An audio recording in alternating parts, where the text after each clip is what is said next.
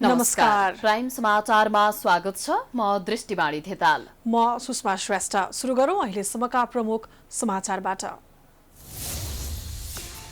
सत्तारूढ दल नेकपा कर्णाली प्रदेशको विवाद अझै टुङ्गिएन। अध्यक्ष द्वय ओली र प्रचण्ड बीच छलफल गरेर निर्णय सुनाउने तयारी।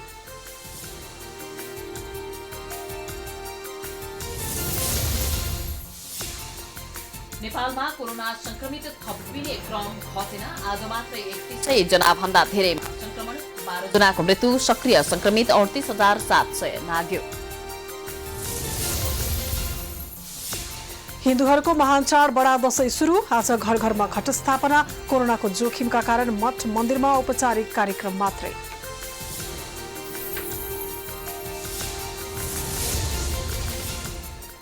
कोरोनाले जनताको दैनिकी अस्तव्यस्त भएका बेला सांसदहरूले दशैं भत्ताका नाममा मोटो रकम लिएको भन्दै चौतर्फी विरोध। नियमित सेवा सुविधा लिएको सांसदहरूको जवाब। सरकारले नेपालमा सुन तस्करको जालो तोडेको अन्त्य गरेको घोषणा गरे पनि नियन्त्रण हुन सकेन। आज मातृ पर्साको वीरगञ्जबाट 23 किलो भन्दा बढी सुन बरामद। अर्मेनियाले गरेको आक्रमणमा आफ्ना 12 जना नागरिक मारिएको अजरबैजानको दावी। दोस्रो ठूलो शहर गान्जालाई लक्षित गरी मिसाइल आक्रमण गरेको आरोप।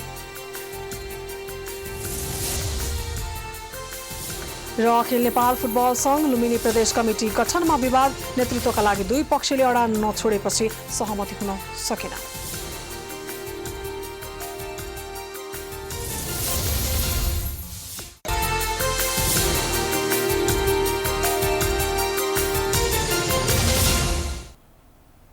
अब समाचार विस्तारमा। सत्तारूढ दल नेकपाको कर्णाली प्रदेशमा चुलिएको विवाद अध्यक्षद्वय केपी शर्मा ओली र पुष्पकमल दाहालले समाधान गर्ने भएका छन्। प्रधानमन्त्री समेत रहेका ओलीले आज कर्णालीका नेताहरूलाई दुई अध्यक्षको निष्कर्ष मान्न निर्देशन दिएका हुन्। उनले शनिबार दिउँसो सरकारी निवास बालुवाटारमा बोलाएर कर्णालीको विवाद पार्टी केन्द्रले टुङ्ग्याउने जानकारी गराएका हुन्। ओलीसँगको भेटमा सहभागी कर्णालीका सांसद तथा हटाइएका प्रमुख सचेतक गुलाबजङ शाहले अध्यक्ष द्वयबीचको छलफलपछि विवाद समाधानको निष्कर्ष निस्कने जानकारी दिए। प्राइम टाइम्स टेलिभिजनसँग कुरा गर्दै शाहले विवाद छिट्टै समाधान हुने आश्वासन ओलीले दिएको जानकारी दिएका छन्। आफ्नो कुरा राख्यौँ। दुईटा अध्यक्ष बसेर वास्तविक समस्या उहाँले बुझिसक्नु भएको छ। समस्या बुझिसकेपछि समस्याको समाधान त हुनु पर्यो नि।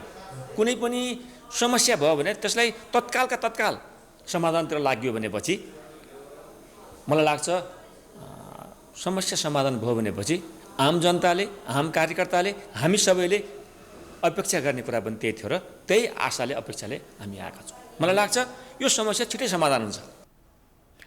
बालुवाटारमा भएको छलफलमा कर्णालीका मुख्यमन्त्री महेन्द्र बहादुर शाही, नेकपाका सह इन्चार्जहरू प्रकाश ज्वाला, एमलाल कणेल, सचिव मायाप्रसाद शर्मा र नेता चन्द्रबहादुर शाहीले आफ्नो धारणा राखेका थिए। नेकपा संसदीय दलका नेता शाही विरुद्ध नेकपाकै 18 सांसदले अविश्वासको प्रस्ताव दर्ता गरेपछि नेकपाको विवाद छताछुल्ल भएको थियो। नेपालमा कोरोना संक्रमित थपिने क्रम घटेको छैन। आज मात्र 3100 भन्दा धेरैमा संक्रमण पुष्टि भएको छ। त्यसैगरी थप 12 जना संक्रमितको मृत्यु भएको छ भने 1800 जना निको भएका छन्। सक्रिय संक्रमितको संख्या 38,700 नाघेको छ। 24 घण्टामा शनिबार थप 3167 जनामा कोरोना भाइरस संक्रमण पुष्टि भएको छ। थपिएका संक्रमित मध्ये काठमाडौँ उपत्यकाका 1746 जना रहेका छन्। तीमध्ये काठमाडौँमा 1451, ललितपुरमा 152 र भक्तपुरमा 143 जना रहेका छन्। स्वास्थ्य तथा जनसंख्या मन्त्रालयले आयोजना गरेको नियमित कोरोना मिडिया ब्रिफिङमा प्रवक्ता जागेश्वर गौतमले हालसम्म 1,29,304 संक्रमितको संख्या पुगेको जानकारी दिए। प्रदेश 1 मा 32 जना, प्रदेश 2 मा 13 जना, बागमती प्रदेशमा 170 जना, गण्डकी प्रदेशमा 20 जना, लुम्बिनी प्रदेशमा 54 जना, कर्णाली प्रदेशमा 18 जना र सुदूरपश्चिम प्रदेशमा 8 जना गरी जम्मा 315 जना हुनुहुन्छ। कोरोनाबाट पछिल्लो 24 घण्टामा नेपालमा थप 12 जनाको मृत्यु भएको छ। यो सँगै नेपालमा कोरोना भाइरसका कारण मृत्यु हुनेको कुल संख्या 727 पुगेको छ। त्यसैगरी बितेको 24 घण्टामा थप 1800 जना कोरोना भाइरस संक्रमण मुक्त पनि भएका छन्। यो सँगै संक्रमण मुक्त हुनेको संख्या 89,840 पुगेको छ। कुल संक्रमित मध्ये 69.4% संक्रमित कोरोना संक्रमण मुक्त भएका हुन्। भेन्टिलेटरमा उपचाररत संख्या प्रदेश अनुसार प्रदेश 1 मा 9 जना, प्रदेश 2 मा 1 जना, बागमती प्रदेशमा 58 जना, गण्डकी प्रदेशमा 4 जना, लुम्बिनी प्रदेशमा 2 जना, सुदूरपश्चिम प्रदेशमा 2 जना गरी जम्मा 77 जना हुनुहुन्छ। अहिले देशभरि सक्रिय संक्रमितको संख्या 38,737 पुगेको छ। तीमध्ये होम आइसोलेसनमा 25,438 जना र संस्थागत आइसोलेसनमा 13,279 जना रहेका छन्। तीमध्ये 290 जना संक्रमितको आइसियु र 66 जनाको भेन्टिलेटरमा उपचार भइरहेको छ। 500 भन्दा बढी सक्रिय संक्रमित संख्या रहेको जिल्लाहरू मोरङ, सुनसरी, मकवानपुर, सुर्खेत, ललितपुर, काठमाडौँ, चितवन, भक्तपुर, दाङ, बाँके र रूपन्देही रहेका छन्।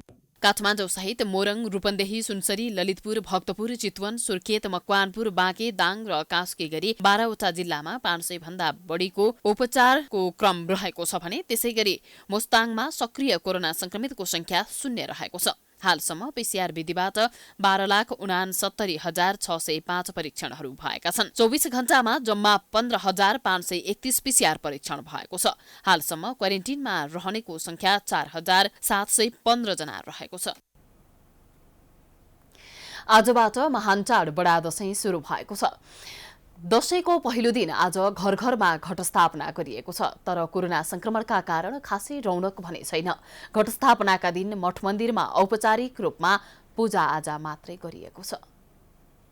प्रत्येक वर्ष असोज शुक्ल प्रतिपदादेखि सुरु हुने बडा दशैं आजदेखि सुरु भएको छ। असोज शुक्ल पूर्णिमासम्म 15 दिन दुर्गा पक्षमा धुमधामका साथ मनाइने बडा दशैंको पहिलो दिन आज घर घरमा विधिपूर्वक दियो, कलश र गणेश स्थापना सहित घटस्थापना गरिएको छ। विगतमा हर्षोल्लास र धुमधामका साथ मनाइने घटस्थापना यस वर्ष सामान्य विधि मात्रै गरी मनाइएको छ। पूजा कोठा वा दशैं घरमा वैदिक विधिपूर्वक शक्तिकी देवी मानिने दुर्गाको आह्वान गरी पूजा आरम्भ गरी यो वर्ष 11:46 को शुभ साइतमा घटस्थापना गरिएको छ। नवरात्रको पहिलो दिन नित्य कर्म समाप्त गरी नजिकको नदी वा चोखो स्थलबाट बालुवा वा माटो ल्याई गाईको गोबरले लिपोत गरिएको पूजा कोठा अथवा दशैं घरमा विधिपूर्वक राखेर त्यसमाथि मकै, जौ र गहुँ रोपी घटस्थापना थापिएको छ। पाइएन, अहिले घर घरमा सबैले राखिराखेका छौँ। आज घटस्थापनका दिन चाहिँ सम्पूर्ण आफ्नो दैनिक कार्य भ्याएर देवी आमालाई चाहिँ एउटा स्थापना गरेर जौको चाहिँ हामीले जमरा राख्छौँ। हामीले मन्दिरमा पनि पञ्चकुमारीको मन्दिरमा पनि यहाँ जमरा राख्थ्यौँ हामीले। अब अहिले परिस्थिति बाध्यताले गर्दाखेरि हामी यहाँ चाहिँ उपस्थित हुन सकेका छैनौँ। घर घरमा सबैले आफ्नो ठाउँमा बसेर परमात्मालाई, देवी आमालाई चाहिँ एउटा परमात्मालाई चाहिँ विराजमान गराएर घरमै सबैले चाहिँ जमरा राख्नुपर्छ। अहिलेको परिस्थितिले गर्दा मठ मन्दिर आउन पाइएको छैन, सबै बन्द भएको छ। महाकाली शक्ति, महालक्ष्मी, धनधान्य र ऐश्वर्य तथा सरस्वतीलाई विद्या र बुद्धिको प्रतीकका रूपमा पूजा आराधना गर्ने वैदिक कालदेखिको परम्परा छ। यस पक्षको पहिलो दिन शैलपुत्री, दोस्रो दिन ब्रह्मचारिणी, तेस्रो दिन चन्द्रघण्टा, चौथो दिन कुष्माण्डा, पाँचौं दिन स्कन्दमाता, छैटौं दिन कात्यायनी, सातौं दिन कालरात्रि, आठौं दिन महागौरी र नवौं दिन सिद्धिदात्रीको पूजा आराधना गर्ने गरिन्छ। दुर्गाका यी 9 रूपलाई नवदुर्गा पनि भन्ने गरिन्छ। विगतको वर्षमा निकै तामझामको साथमा बसन्तपुरको दशैं घरमा घटस्थापना थाप्ने गरिन्थ्यो र यस वर्ष पनि घटस्थापना थापिएको छ। नेपाली सेनाको शार्दुलजंग गुल्मको गुरुज्यूको पल्टनले मंगलधुन बजाएर घटस्थापना सुरु गरिएको छ। गाईको गोबरले लिपोत गरिएको पूजा कोठा अथवा दशैं घरमा पवित्र नदी वा चोखो स्थलबाट बालुवा अथवा माटो ल्याई विधिपूर्वक जमरा राखिएको छ। दशैं घरमा शक्तिकी अधिष्ठात्री देवी दुर्गाको आह्वान गरी पूजा आरम्भ गरिएको छ। 2077 सालको विजया दशमी यो कार्तिकको 1 गते 11:46 शुभ साइतमा दियो कलश गणेश पूजा आजादी गरेर भगवती श्री दुर्गा माताको जमराको रूपमा, जमरा भनेको एउटा चाहिँ शान्तिको प्रतीक हो, आशीर्वादको रूपमा प्रतीक हो, सुख शान्ति ऐश्वर्य अभिवृद्धिको निमित्तक गर्ने भएको हुनाले यो जमरालाई चाहिँ हामीले रोपेर अथवा उमारेर हामीले पछि विजयादशमी दिन टीका लगाउँछौँ। यस अवसरमा नक्साल भगवती, शोभा भगवती, नाला भगवती, पलाञ्चोक भगवती लगायत देशभरका शक्ति पीठमा पूजा आराधना एवं दर्शन गर्ने भक्तजनहरूको भिड समेत लाग्ने गरेकोमा यस वर्ष कोरोना भाइरसको संक्रमणका कारण सबैजसो मन्दिर बन्द रहेको छ। क्यामेरामा बेच श्रेष्ठको साथमा रिताजमा मुखिया, काठमाडौँ। देश कोरोनाको महामारीसँग जुधिरहेको छ। हिन्दूहरूको महान पर्व विजयादशमी सुरु भए पनि, बडा दशैं सुरु भए पनि विगतका वर्षमा जस्तो उल्लासपूर्ण वातावरण छैन। चाडपर्वको मुखमा रोगले छुने हो कि भन्ने त्रासमा आम नागरिक छन्। उता अस्पताल बेड र अक्सिजनको अभाव पनि त्यस्तै छ। जनताले अक्सिजनका लागि सङ्घर्ष गर्दा मौन बसेका सांसदहरूले भने दशैं मनाउने खर्च समेत राज्यबाट लिएका छन्। रोजगारी नै खोजिएको छ भने सांसदहरूको भने संसद नै नहुँदा पनि नियमित तलब र सुविधा बाहेक दर्जनौं शीर्षकका सबै भत्ता बुझेका छन्। अहिले मात्र सांसद र उनीहरूका स्वकीय सचिवहरूको दशैं भव्य बनाउन संसदले 3,07,54,410 रुपैयाँ दशैं भत्ता वितरण गरेको छ। सांसदहरूले मासिक तलब मात्र होइन, घर भाडा, पानी तथा बिजुली, टेलिफोन, इन्टरनेट, पत्र पत्रिका र पिए खर्च नियमित रूपमा पाउँछन्। त्यस्तै बैठक भत्ता, भ्रमण भत्ता, औषधि खर्च लगायतका शीर्षकमा सुविधा लिइरहेका छन्। नियमअनुसार संसद सचिवालयले आफूहरूको खातामा रकम हालिदिने भएकाले बाँकी कुरा जानकारी नहुने सांसद प्रकाश रसाइली बताउँछन्। अब यो कर्मचारी कार्यालय सहयोगीदेखि प्रधानमन्त्रीसम्म, अब सर्वोच्च अदालतदेखि संवैधानिक अङ्ग सबै ठाउँमा 1 महिनाको बढी तलब दिने गर्ने परम्पराकै राखेका रहेछन् कि यहाँ हो। तर जनप्रतिनिधिहरूले बढी जनताप्रति उत्तरदायी हुनु पर्ने बेलामा यो चाहिँ नलिनु पर्ने भन्ने कुरा मेरो पनि दृष्टिकोण। फेरि यो कोरोनाका कारणले हामीलाई कस्तो हुन्छ भने यो खातामा हालिदिन्छ, सांसद भत्ता हो कि मिटिङ भत्ता हो कि तलब हो कि थाहै हुँदैन के। सांसदहरूलाई प्रत्येक महिनाको तलब बापत मात्रै 64,070 रुपैयाँ जान्छ। यसरी सांसदको दशैं पेस्कीमा 1,96,05,420 रुपैयाँ खर्च भएको छ। यो न्यूनतम तलब हो। यसबाहेक सभामुख, उपसभामुख, राष्ट्रिय सभा अध्यक्ष, उपाध्यक्ष, विपक्षी दलका नेता, प्रमुख सचेतक, समितिका सभापतिहरूको पारिश्रमिक अझ बढी छ। त्यस्तै हरेक सदस्यले एकजना अधिकृत स्तरको स्वकीय सचिव राख्न सक्ने सुविधा कानूनले दिएको छ। संसद सचिवालयका अनुसार सांसदहरूले गत बिहीबार अगाडि नै दशैं पेस्की पाएका छन्। सांसदहरूलाई प्रत्येक महिनाको तलब बापत मात्रै 64,070 रुपैयाँ जान्छ। यसरी विधान तथा प्रतिनिधि सभाका 275 र राष्ट्रिय सभाका 59 सदस्य गरी संघीय संसदमा 334 सदस्य हुन्छन्। तर उनीहरूमध्ये राष्ट्रिय सभा सदस्य नारायण काजी श्रेष्ठले मात्र दशैं भत्ता लिएका छैनन्। प्रतिनिधि सभातर्फ पप्पू कन्स्ट्रक्सनका मालिक हरिनारायण रौनियार, कैलाली घटनामा जेलमा रहेका सांसद रेशम चौधरी, बालुवाटार जग्गा प्रकरणमा अख्तियारको मुद्दा झेलिरहेका विजय गच्छेदार र रौतहट बम काण्डमा जेल परेका मोहम्मद आफ्ताब आलमको तलब सुविधा स्वतः रोकिएको छ।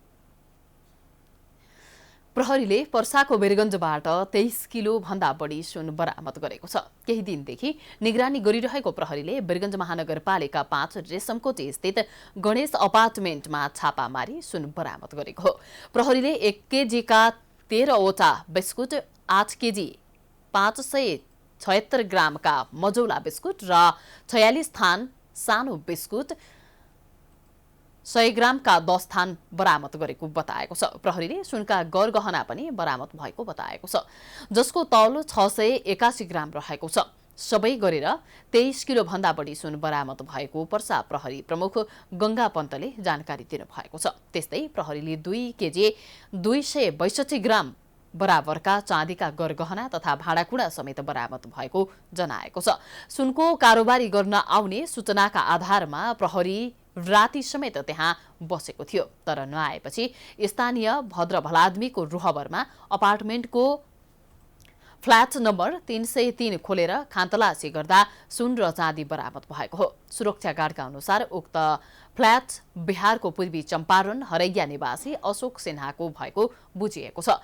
त्यसबारेमा अनुसन्धान भइरहेको प्रहरीले जनाएको छ। उक्त सुन कसको हो र कहाँबाट कहाँ लगिँदै थियो भन्ने बारे थप अनुसन्धान भइरहेको प्रहरीले जनाएको छ।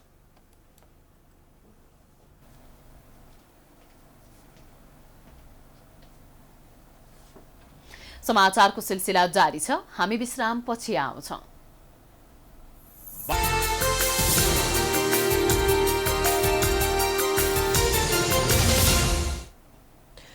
विश्रामपछि स्वागत छ। अब बाँकी समाचार। काठमाडौँ उपत्यकामा कोरोनाको जोखिम उच्च छ। दैनिक संक्रमण पुष्टि हुने मध्ये काठमाडौँ उपत्यकामा करिब 75% संक्रमित भेटिने गरेका छन्। यस्तो अवस्थामा नजिकै गरेको चाडपर्वलाई लक्षित गरी काठमाडौँ उपत्यकाबाट बाहिरिने मानिसको संख्या पनि उत्तिकै बढेको छ, जसका कारण गाउँ-गाउँसम्म संक्रमण फैलिन सक्ने जोखिम बढेको छ। स्थित नयाँ बसवारको हो। यति बेला कोरोना संक्रमण उच्च जोखिमको बावजुद पनि उपत्यकाबाट आफ्नो गृह जिल्लामा जानेको संख्या यथावत नै रहेको छ। गत वर्षको तुलनामा उपत्यकाबाट बाहिरिनेको संख्यामा कमी आए तापनि जो जहाँ छौं सोही ठाउँबाट चाडपर्व मनाऊ भन्ने जस्तै सोच कसैमा पनि आएको छैन। जोखिमकै बीचमा समेत घर परिवार र आफन्तसँगको भेटघाटका लागि नागरिकहरू विभिन्न जिल्लामा प्रवेश गरेका छन्। यस बीचमा सरकारले गरेका आग्रहलाई आधार मानेर घर जान लागेको उनीहरू बताउँछन्। सरकारले आग्रह गरे बमोजिम होम क्वारेन्टिनमा बस्ने र आफ्नो परिवार र अन्य व्यक्तिलाई सुरक्षित राख्ने नागरिकहरू बताउँछन्। जहाँ गए पनि आफ्नो सेफ्टी आफैसँग राख्नुपर्छ। सरकारले यो गर्दैला उसले यो गर्दैला यो सोच्ने होइन, आफ्नो सुरक्षा आफै गर्ने हो। तर अब यहाँ सरकारले भनेको छ होम क्वारेन्टाइन। अब यहाँबाट हामी त कतारबाट अलरेडी PCR टेस्ट गरिरहेको छौँ, हामी रिपोर्ट पनि छ 72 आवरको। अब घरमा गएर होम क्वारेन्टाइन बस्ने हो, किनभने आफ्नो सुरक्षा आफ्नै हातमा। भोलि बिहान मैले क्वारेन्टाइनको रुल फलो गरेन भने त हामीलाई जो गाह्रो हुन्छ, मेरो फ्यामिलीले गाह्रो हुन्छ, मेरो समाजले गाह्रो हुन्छ, मेरो वडा गाउँपालिकाले सबैले गाह्रो हुन्छ। त फेरि सरकारले एउटा चुनौती थप्दै जान्छ। यदि सबैले अब आफ्नो सुरक्षा आफै गर्न पनि सरकारले त्यति भर पर्दैन। अब यहाँबाट गइसकेपछि त के अरे होम क्वारेन्टाइनमा बस्ने 14 दिन। अब कसैसँग टच नगरेर त्यसरी नै सुरक्षित रहन्छ। पुरो सालको जस्तो छैन। अब पुरो सालको जस्तो अब सबै जम्मा भएर भिड भएर टिका लगाउने त्यस्तो छैन। मास्क लाउने अनि पछि सेनिटाइजरहरू किनिराख्ने, जाने घर पुगेपछि नुहाइधुवाइ गरेर मात्रै जाने, कपडाहरू सब धोएर चेन्ज गरेर मात्रै पस्ने। पहिलाचोटि जाँदाखेरि त चेक गरेर नै गएको हो। अहिले चाहिँ थाहा भएन अहिले के कस्तो गरेको छ। अहिले पनि चेक गरेर जाने स्थिति छ भने त्यही गरेर जाउँला। अब यहाँ त हामी अब सुरक्षित नै आफ्नै केटाहरू जम्मा 10-12 जना मात्रै हाम्रो जुन ठाउँबाट आयौँ त्यो ठाउँको मान्छे मात्रै बस्छौँ। कोरोना संक्रमणले अन्य जिल्लाको तुलनामा काठमाडौँ उपत्यकामा उच्च गति लिइरहेको छ। संक्रमण पुष्टि भएकाहरू मध्ये सबैभन्दा धेरै काठमाडौँ उपत्यकामा देखिने गरेका छन्। जनघनत्व बढी भएको काठमाडौँ उपत्यकामा संक्रमण कम कसरी गर्ने भन्ने अहिले एउटा चुनौतीको विषय बनेको छ। यस्तो अवस्थामा नेपालीहरूको महत्त्वपूर्ण चाडपर्वहरू नजिकिएका छन्। चाडपर्व मनाउन काठमाडौँ उपत्यकाबाट हजारौं मानिसहरू आफ्नो गृह जिल्ला गइरहेका छन्। संक्रमणको उच्च जोखिम रहेको क्षेत्रबाट विभिन्न जिल्लामा प्रवेश गर्दा संक्रमण शून्य भएका जिल्ला र कम संक्रमित भएका जिल्लाहरूमा समेत संक्रमण फैलिन सक्ने उच्च खतरा भएको जनस्वास्थ्य विज्ञहरूले बताएका छन्। जनस्वास्थ्य विज्ञ डाक्टर शरद ओन्तले अहिले जस्तो लापरवाही यथावत रहने हो भने आगामी दिनमा कोरोना संक्रमणले भयावह रूप लिन सक्ने बताउँछन्। सार्वजनिक सवारी साधनबाट आवतजावत गर्दा नअपनाइएको मापदण्डका कारण पनि संक्रमण फैलन सक्ने भन्दै सचेत गराएका छन्। काठमाडौँ उपत्यकामा चाहिँ हामी धेरै पहिचान नभएका संक्रमितहरू भएको हुँदाखेरि यो जुन मोबिलिटीबाट चाहिँ काठमाडौँभन्दा बाहिर संक्रमण फैलन सक्ने, काठमाडौँभन्दा बाहिर समुदायमा परिवारमा चाहिँ संक्रमण विस्तार हुन सक्ने जोखिम चाहिँ अत्यन्तै बढेको छ। र त्यसबाहेक हामी जहाँ जान्छौँ ती ठाउँहरूमा मात्रै नभएर यो यात्राकै दौरान पनि यदि हामीले चाहिँ यथेष्ट मात्रामा चाहिँ संक्रमणको रोकथामको विधिलाई चाहिँ अभ्यास गर्न सकेनौँ भने यात्राकै दौरानमा पनि हामीले चाहिँ संक्रमणहरू चाहिँ विस्तार हुन चाहिँ सक्ने सम्भावनाहरू धेरै हुन्छ। कोरोना संक्रमणको दर वृद्धि हुँदै गएपछि स्वास्थ्य तथा जनसङ्ख्या मन्त्रालयले वृद्ध र जोखिम समूहलाई जोगिन र जोगाउन अनुरोध गरेको छ। तर आफ्नो नियन्त्रण रणनीति भने अघि सारेको छैन। दशैंमा आवतजावतलाई सहज पार्न भन्दै सार्वजनिक सवारी साधनमा सीट संख्याको आधारमा यात्रु चढाउन पाउने नियम परिमार्जन गरेको छ। यसअघि सीट क्षमताको आधा यात्रु चढाउन र 50% बढी भाडा लिन पाउने व्यवस्था गरेको थियो। प्राइम टाइम्स टेलिभिजनका लागि क्यामेरामा मिलन मगरका साथमा सृजना कार्की, काठमाडौँ। कोरोना भाइरस संक्रमण फैलिरहे पनि सरकारले आजदेखि विदेशी पर्यटक आगमन खुल्ला गरेको छ। करिब 7 महिना ठप्प रहेको पर्यटन क्षेत्र खुल्ला भएको हो। तर नेपाल आउने विदेशी पर्यटकलाई PCR रिपोर्ट भने अनिवार्य गरिएको छ भने 7 दिन होटल क्वारेन्टिनमा बसेर पुनः परीक्षण गरेपछि मात्रै घुम्न जाने व्यवस्था गरिएको छ। कारण 7 महिना बन्द भएको विदेशी पर्यटक आगमन 1 कार्तिकदेखि खुल्ला भएको छ। 11 चैतदेखि बन्द भएको पर्यटन क्षेत्रको यो अवधिमा 70 अर्ब भन्दा बढी क्षति बेहोर्नु परेको नेपाल पर्यटन बोर्डको तथ्याङ्क छ। 5 चैतदेखि बन्द गरिएको अनअराइभल भिसा पनि सरकारले खुलाइसकेको छ। विश्वभर विदेशी पर्यटकलाई स्वास्थ्य मापदण्ड लागू गरेर खुल्ला गरिएको सन्दर्भमा नेपालमा पनि खुलाएर सकारात्मक सन्देश मात्रै दिन खोजिएको हो। तर पर्यटकहरूको उपस्थिति बाक्लो रहने काठमाडौँको ठमेल क्षेत्र सुनसान छ।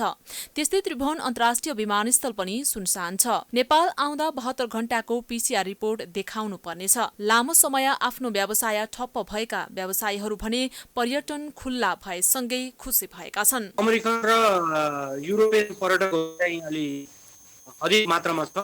यो प्रोटोकललाई चाहिँ अलिकति नर्मल बनाएर अलि बढी पर्यटकहरू पाउने यो प्रोटोकल जुन अहिलेकै अवस्थामा रहन सक्यो, जुन यो 7 डे क्वारेन्टाइन र 5000 रेन्ज लगायत झन्झटिलो जुन डकुमेन्टेसनको प्रोसेस स्टिल बस्यो भने चाहिँ छन्। अमेरिकन र युरोपियन टुरिस्टहरू चाहिँ खोजिरहेको अवस्था छ। ठमेलका व्यवसायीहरू पनि लामो समय आफ्नो व्यवसाय ठप्प भएको कारण पर्यटन आउने थाहा पाउँदा आफू खुसी भएको बताएका छन्। स्वास्थ्यका मापदण्ड अपनाएर पर्यटन ल्याउनु उचित हुने उनीहरू बताउँछन्। फाइदा हुन्छ जस्तो लाग्छ, किनभने यो पर्यटक त्यत्रो दिन महिनौसम्म नआएको हुनाले हाम्रो यो व्यापार व्यवसायहरू पनि एकदम डमाडोल भइरहेछ। त्यसको लागि अलिअलि अब पर्यटकहरू आएर गरे भने राम्रो होला जस्तो लाग्छ। सरकारले कोभिड-19 का कारण शहरी क्षेत्रमा भन्दा पहाडी र हिमाली क्षेत्रमा हुने पदयात्रा र पर्वतारोहणको प्रवर्धनलाई प्राथमिकता दिने भएको छ। नेपालमा कोरोना प्रकोप फैलिनु भन्दा पहिले कोरियालीले नेपाल भ्रमणमा जान चाहेको आशय व्यक्त गर्दै कहिलेबाट भिसा स्वीकृति खुल्छ भन्ने जिज्ञासा राख्ने गरेको भए पनि पछिल्लो समय भने त्यसरी जिज्ञासा राख्नेहरू आएका छैनन्। प्राइम टाइम्स टेलिभिजनको लागि लक्ष्मी विश्वकर्माको रिपोर्ट। दशैं सुरु भएसँगै काठमाडौँका मुख्य बजारमा केही चहल पहल बढेको छ। किलमेलका लागि कपडा, खाद्यान्न, जुत्ता, चप्पल, सुन चाँदी, भाँडाकुँडा, इलेक्ट्रोनिक्स लगायतका पसलमा मानिसको चहल पहल देखिन्छ। कोरोनाको कहरकै समय भए पनि चाडबाड नजिकैसँगै मानिस किनमेलमा निस्किएका हुन्। चाड दशैं सुरु भएसँगै अहिले काठमाडौँको मुख्य बजारमा मानिसको चहल पहल देखिन थालेको छ। निम्न वर्गीयदेखि मध्यम वर्गीय परिवारका व्यक्तिहरू दशैंको किनमेलमा निस्किएका छन्। अब बच्चाहरूलाई सपिङ गरिदिउँ, दसैँको लुगा किनिदिउँ भनेर अब ठुलो मान्छेले त नलाए नि हुन्छ, बच्चाहरू दुःख मन गर्छ भनेर बाहिर निस्क्यो। अब यो पालि चाहिँ दसैँमा यतै काठमाडौँतिरै हुन्छ। अब फेरि अब लकडाउन हुन्छ भन्ने कुरा पनि मिडियातिर आइरहेछ, त्यही भएर पनि बाहिर चाहिँ आउट अफ भ्याली चाहिँ जाँदैनौँ, यही भ्यालीमै बस्ने हो। अब आज सपिङ गरेपछि घरमै हुन्छ। दशैंमा एकजोर भए पनि नयाँ कपडा किन्ने, नयाँ सामग्री किन्ने प्रचलन छ। जस अनुरूप नै नयाँ सामान खरिद गर्ने योजना बनाएर मानिस बजारमा निस्किएका छन्। तर मानिसको जति भिड बढेको छ त्यसको तुलनामा व्यापार भने शून्य छ। बोनी हुनै गाह्रो परिरहेछ अहिले त। पहिला जस्तो छैन, बोनी हुनै गाह्रो परिरहेछ। विगतको वर्षमा हुन्थ्यो अलिअलि, अब होइन अहिलेको यो सालको भन्दा त अलि राम्रै हुन्थ्यो। पहिलाको अब विगतको साल भन्दा त यसपालि त लास्दै नै घटेको छ, एकदमै जिरो टाइप नै भन्दा पनि हुन्छ। कोरोनाले गर्दा अनि लकडाउनले गर्दा चहल पहल त देखिन्छ। उनीहरूलाई जुन मेन आफूलाई चाहिने मात्र किन्नेको छ। पहिले चाहिँ तपाईँको अब यो किन्छु भन्दाखेरि देखेपछि अर्को सामान पनि किन्नुहुन्थ्यो भनेदेखि अहिले त्यो छैन कि। जुन असुन भने त सुनदेखि नुनसम्म पाउने एरिया हो होइन, तपाईँको नेपालको मुटु भन्ने ठाउँ नै हो, व्यापारी केन्द्र हो, त्यही भएर चाहिँ अहिले छैन। विगतको वर्षमा सामान बिक्रीमा नै व्यस्त देखिने व्यापारीहरू अहिले सामान खरिद गर्ने ग्राहक नै नआएको भन्दै फुर्सदिला देखिन्छन्। गएको दशैंमा यो समयमा लाखौंको व्यापार गर्ने व्यापारीहरू यो पटक 20% व्यापार हुन पनि हम्मे परेको बताउँछन्। अहिले त 20% पनि छैन अहिले विगतको समयको र अहिलेकोमा। लोकल एरियामा त अब दुर्गमका मान्छेहरू आएर किन्ने हो, अब यहाँ अहिले आउनु पाएका छैनन् नि त। विगतको वर्षमा भ्रिकुटी मण्डप, सुन्धारा, भोटाहिटी, असन, मखन, हनुमान ढोका, बस पार्क, लगनखेल, चावहिल, कोटेश्वर लगायतका बजारमा ग्राहकको बाक्लो भिड देखिन्थ्यो। यसपटक कोरोनाको कहरको कारण भिड पनि विगतको भन्दा कम नै देखिन्छ। क्यामेरामा बेच श्रेष्ठको साथमा रितास मुखिया, काठमाडौँ। मुलुकमा बलात्कारका घटना बढ्दै गएको भन्दै युवाहरूले शनिबार काठमाडौँमा शान्तिपूर्ण प्रदर्शन गरेका छन्। काठमाडौँको बसन्तपुर माइतीघरमा युवाहरूले फरक समूहले बलात्कारका घटना विरुद्ध प्रदर्शन गरेका हुन्। सडकमा बसेर प्रदर्शन गरेका युवाहरूले बलात्कारीलाई कडा सजायको माग गरेका छन्।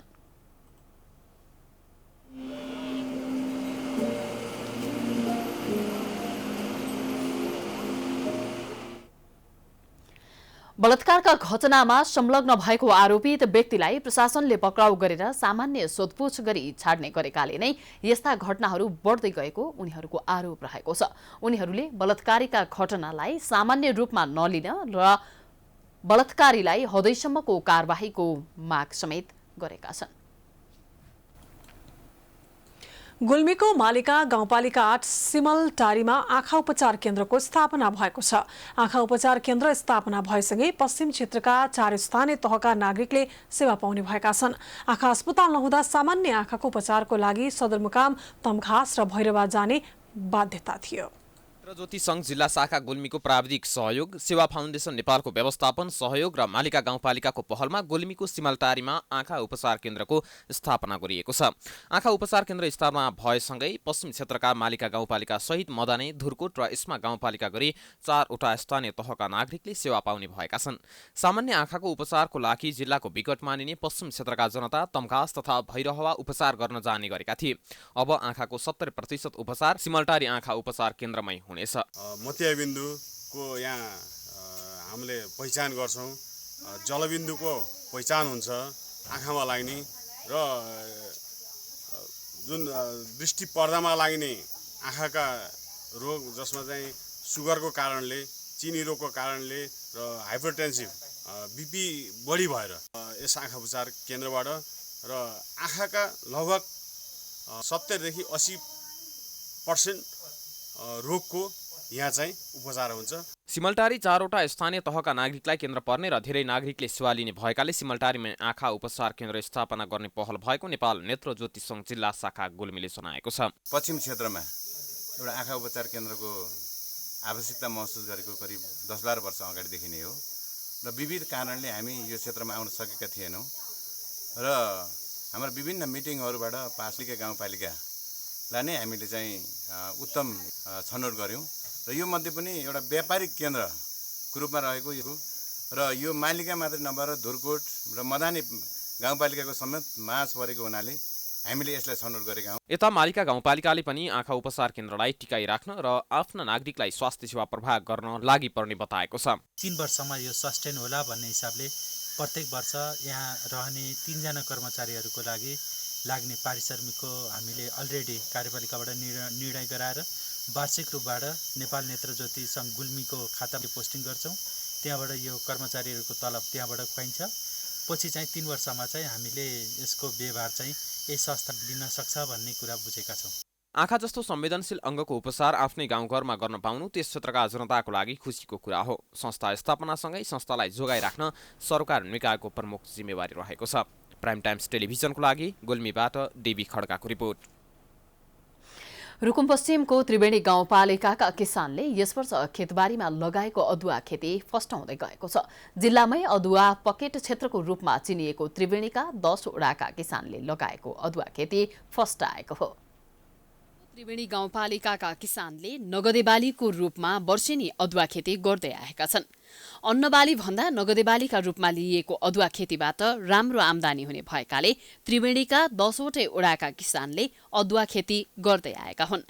अदुवा उत्पादनका लागि पकेट क्षेत्रका रूपमा चिनिएको त्रिवेणीमा यस वर्ष पनि किसानको पाखो र खेतबारीमा लगाइएको अदुवा फस्टाएको छ।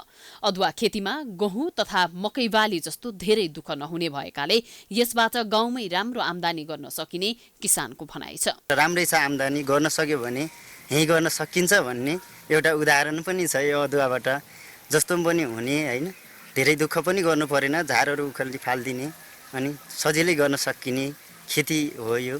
त्रिवेणीको दहबाङमा यस वर्ष अदुवा प्रशोधन केन्द्र समेत निर्माण भएकाले किसानमा थप उत्साह बढेको छ।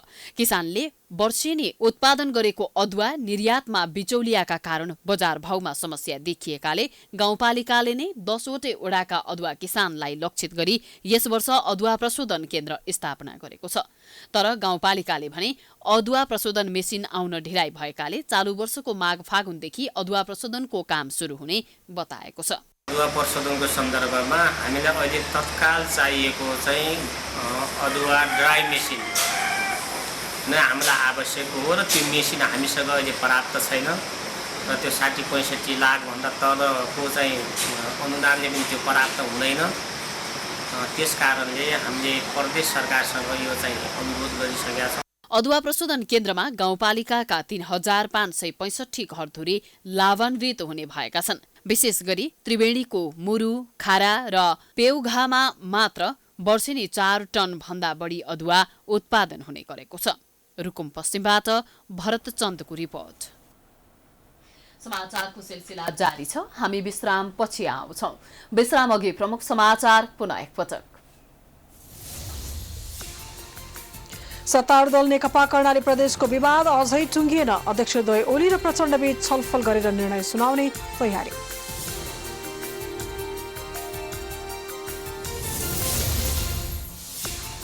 नेपालमा कोरोना संक्रमित थपिने क्रम घटेन। आज मात्र 3100 भन्दा धेरैमा संक्रमण, 12 जनाको मृत्यु, सक्रिय संक्रमित 38,700 नाग्यो। हिन्दूहरूको महान चाड बडा दशैं सुरु। आज घर घरमा घटस्थापना। कोरोनाको जोखिमका कारण मठ मन्दिरमा औपचारिक कार्यक्रम मात्रै।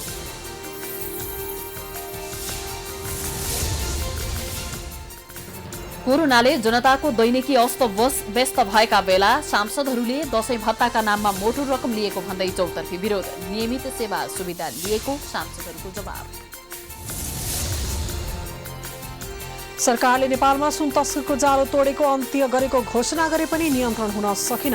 आज मात्रै पर्साको वीरगञ्जबाट 23 किलो भन्दा बढी सुन बरामद।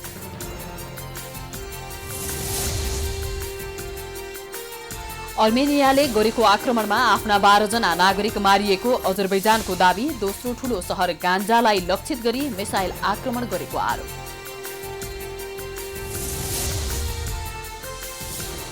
र अखिल नेपाल फुटबल संघ लुम्बिनी प्रदेश कमिटी गठनमा विवाद। नेतृत्वका लागि दुई पक्षले अडान नछोडेपछि सहमति हुन सकेन।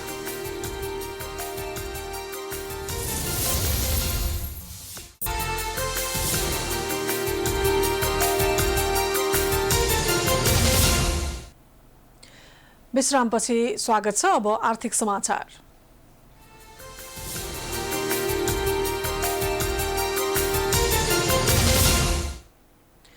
वर्षौंदेखि मूल्य अभिवृद्धि कर भ्याट नबुझाउने र भ्याट नतिर्ने 29,000 भन्दा बढी करदातामाथि सरकारले कारवाही गर्ने भएको छ। लामो समयदेखि भ्याट विवरण नबुझाउने र नतिर्नेहरूको विवरण आन्तरिक राजस्व विभागले सार्वजनिक गरेको छ, जसमा प्रतिष्ठित उद्योगपति, ठेकेदारदेखि सांसदसम्मका रहेका छन्। विभागले मूल्य अभिवृद्धि कर भ्याट नबुझाउने 29,447 करदाताको विवरण सार्वजनिक गरे पनि सो सूचीमा ठूला व्यापारी घरानिया भने कसैको पनि परेको छैन। विभागले सार्वजनिक गरेको विवरणमा व्यवसायी वसन्त कुमार चौधरीको नाममा रहेको इन्फ्याक्ट इन्टरनेसनलले भ्याट विवरण बुझाएको छैन। नेपाल उद्योग वाणिज्य महासंघका पूर्व अध्यक्ष उद्योगी सुरज वैद्यका विभिन्न कम्पनीले वर्षौंदेखि भ्याट तिरेको छैन। वैद्यको नाममा रहेको निर्माण टी प्रोसेसिङ एन्ड प्याकेजिङ प्राले 2061 असोजमा भ्याटमा दर्ता भए पनि 2065 सालपछिको भ्याट विवरण बुझाएको छैन।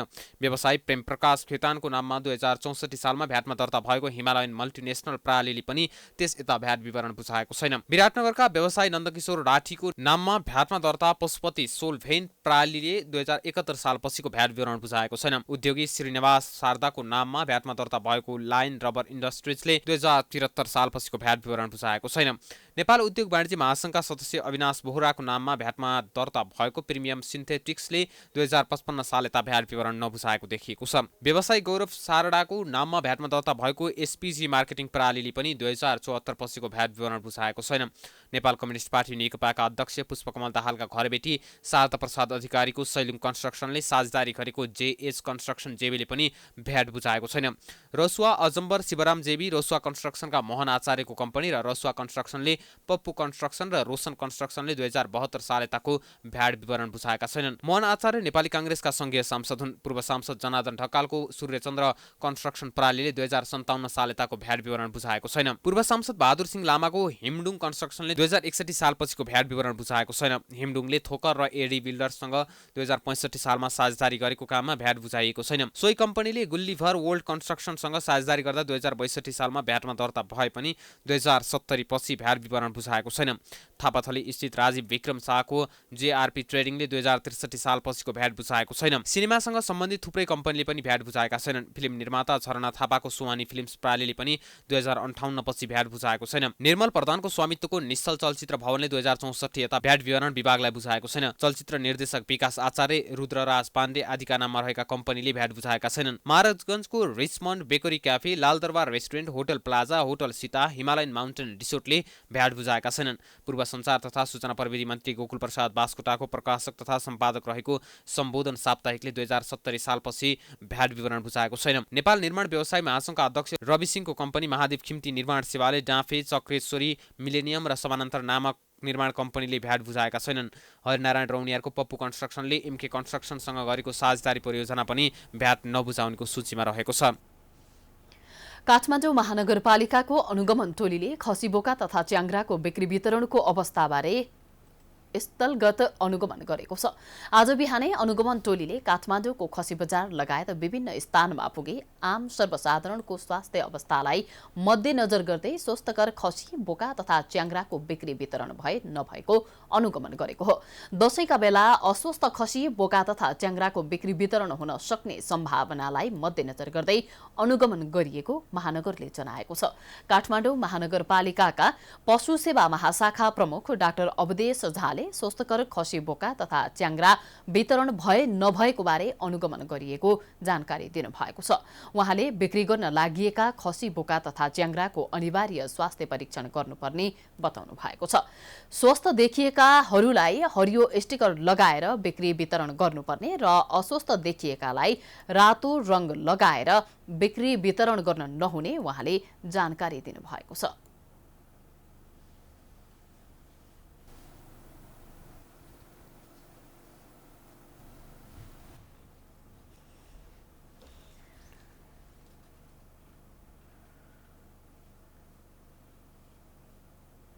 स्वस्थ नभएकोलाई चाहिँ हामी रातो रङ ल्याएर चाहिँ उसलाई चाहिँ हामी छुट्टै आइसोलेसन राख्ने हो कि उसलाई बेच्न रोक्ने हो कि उसलाई उपचार गर्ने हो कि त्यो हिसाबले हामी छुट्याउँछौँ। तर हामीले चाहिँ यस्तो स्वास्थ्य परीक्षण गर्नको लागि चाहिँ मुख्य रूपमा चाहिँ त्यो चाहिँ हेर्दाखेरि स्वस्थ देखिन्छ कि देखिँदैन पहिलो चिज हो। त्यसपछि के भने उसलाई चाहिँ शरीरमा चाहिँ तापक्रम कुनै किसिमको ज्वरो छ कि छैन, नाकबाट सिँगान बगिरहेछ कि छैन, पखाला लागिरहेछ कि छैन, झोक्राएर बसिया छ कि, ती कुराहरू चाहिँ मध्यनजर गरेर चाहिँ हामीले यो स्वस्थ हो कि अस्वस्थ छुट्याउँछौँ। आम उपभोक्तालाई ठगी गरेर अस्वस्थकर खसी बोका तथा च्याङ्ग्रा अथवा मासुको बिक्री वितरण गरिए कडा कारबाही हुने महानगरले जनाएको छ।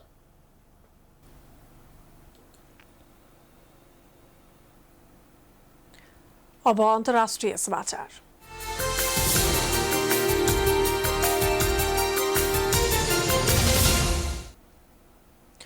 अर्मेनियाले गरेको आक्रमणमा आफ्ना 12 जना नागरिक मारिएको अजरबैजानले जानकारी दिएको छ। शनिबार अर्मेनियाले अजरबैजानको दोस्रो ठूलो शहर गान्जालाई लक्षित गरी गरेको मिसाइल आक्रमणमा 2 जना बालबालिका सहित 12 जना सर्वसाधारणको मृत्यु भएको अजरबैजानले जनाएको छ।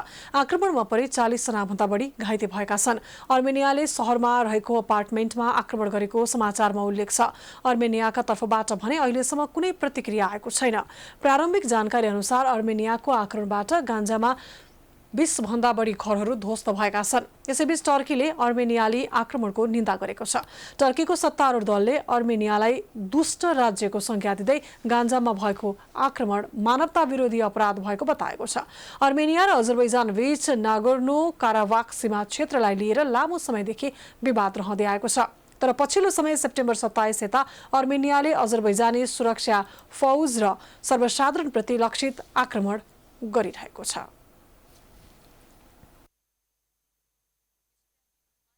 फैलिएको कारण 11,10,000 को ज्यान गएको छ।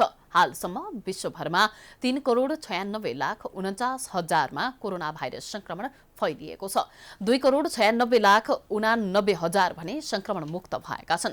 संक्रमित मध्ये 71,500 को अवस्था गम्भीर रहेको ओल्ड मिटर तथ्याङ्कले देखाएको छ। युरोपमा 67,76,000 मा कोरोना देखिएको भए पनि 31,69,000 उपचारपछि निको भएर घर फर्किएका छन्। 2,37,000 ले ज्यान गुमाएका छन्। यस्तै उत्तर अमेरिकामा 79,40,000 मा संक्रमण हुँदा 3,33,000 ले ज्यान गुमाएका छन् भने 66,14,000 निको भएका छन्। यता दक्षिण अमेरिकामा 89,15,000 मा संक्रमण देखिँदा 2,77,000 ले ज्यान गुमाएका छन् भने 78,30,000 उपचारपछि निको भएका छन्। त्यसैगरी एसियामा 1,23,51,000 मा संक्रमण देखिएको छ। एसियामा 1,07,00,000 को उपचारपछि निको भएको अवस्था रहेको छ भने 2,21,000 ले ज्यान गुमाएका छन्। अफ्रिकामा 16,32,000 मा संक्रमण पुष्टि भएको छ। त्यहाँ 39,000 ले ज्यान गुमाएका छन् भने 13,43,000 निको भएका छन्। त्यस्तै ओसियानामा 33,700 मा कोरोना भाइरस संक्रमण हुँदा 952 जनाले ज्यान गुमाएका छन् भने 30,300 को उपचारपछि निको भएको तथ्याङ्क रहेको छ। अब खेलकुद समाचार।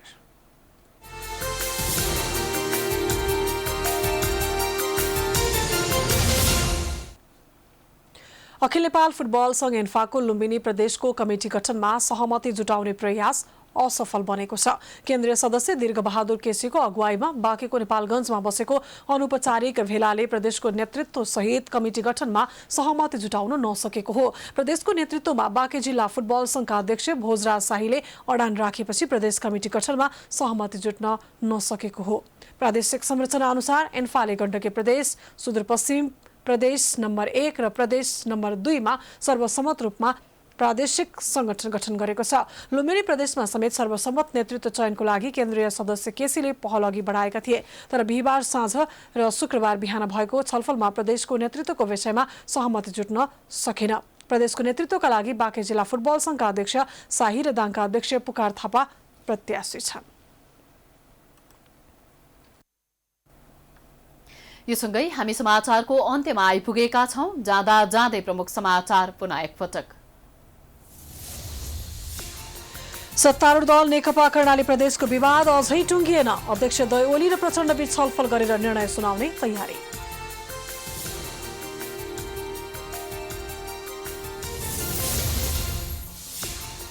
नेपालमा कोरोना संक्रमित थपिने क्रम घटेन। आज मात्र 3100 भन्दा धेरैमा संक्रमण, 12 जनाको मृत्यु, सक्रिय संक्रमित 38,700 नाग्यो। हिन्दूहरूको महान चाड बडा दशैं सुरु। आज घर घरमा घटस्थापना। कोरोनाको जोखिमका कारण मठ मन्दिरमा औपचारिक कार्यक्रम मात्रै।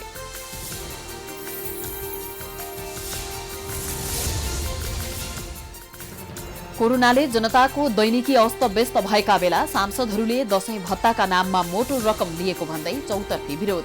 नियमित सेवा सुविधा लिएको सांसदहरूको जवाब। सरकारले नेपालमा सुन तस्करको जालो तोडेको अन्त्य गरेको घोषणा गरे पनि नियन्त्रण हुन सकेन।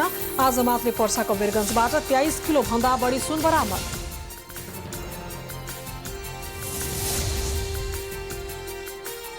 अर्मेनियाले गरेको आक्रमणमा आफ्ना 12 जना नागरिक मारिएको अजरबैजानको दावी। दोस्रो ठूलो शहर गान्जालाई लक्षित गरी मिसाइल आक्रमण गरेको आरोप। र अखिल नेपाल फुटबल संघ लुम्बिनी प्रदेश कमिटी गठनमा विवाद। नेतृत्वका लागि दुई पक्षले अडान नछोडेपछि सहमति हुन सकेन।